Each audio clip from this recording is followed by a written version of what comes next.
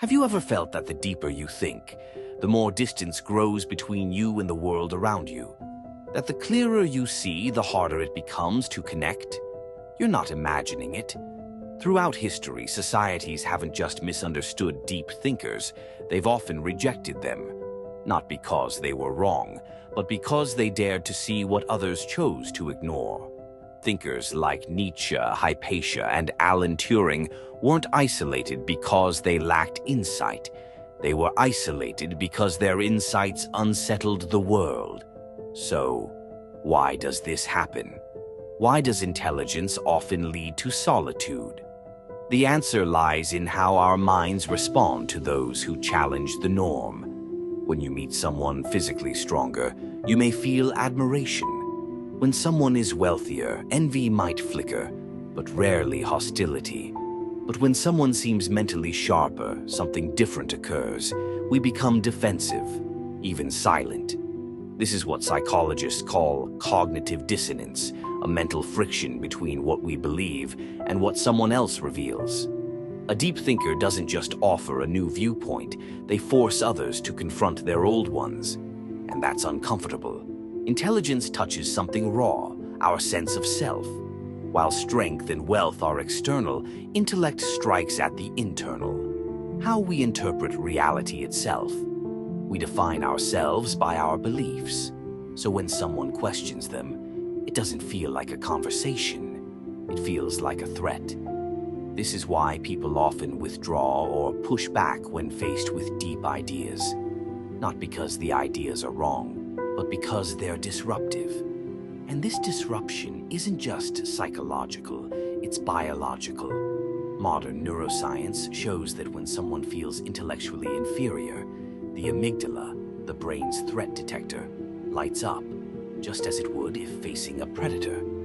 In other words, a mind that challenges yours can trigger the same fear as a physical threat. Why? Because for most of human history, survival depended not on insight, but on belonging. Being cast out from the group meant danger, so we evolved to prioritize harmony over truth. Enter the deep thinker, the one who questions, probes, and refuses to accept easy answers. They disrupt that harmony, not out of arrogance, not to divide, but because their mind is wired differently. They value understanding more than comfort. This is where the loneliness begins. The deeper you think, the more you notice the superficiality around you, the shallowness of small talk, the avoidance of difficult questions, the repetition of beliefs held not because they're true, but because they're familiar. You don't fit in, not because you don't try, but because what excites you doesn't excite others. The irony? People are often more drawn to confidence than wisdom. Bold claims win over thoughtful nuance. In a world flooded with noise, it's the loudest, not the wisest, who are heard.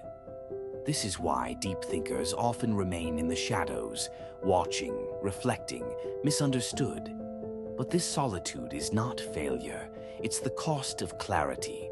Thinkers like Simone Weil, David Hume, and even Kafka all wrote from a place of solitude. Their ideas didn't gain traction because they were agreeable, but because they were true.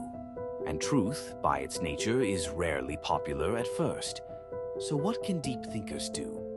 Understand the system they're navigating. Society is wired to protect itself from discomfort, but discomfort is often the seed of growth. Don't dilute your thoughts to be more digestible. Instead, find the few who are ready to listen. Remember this, just because your thoughts isolate you doesn't mean they aren't needed. In fact, the world needs deep thinkers now more than ever. The path of insight is not always one of applause, but of purpose. So if you feel alone in your thoughts, take heart. You're not broken, you're just awake.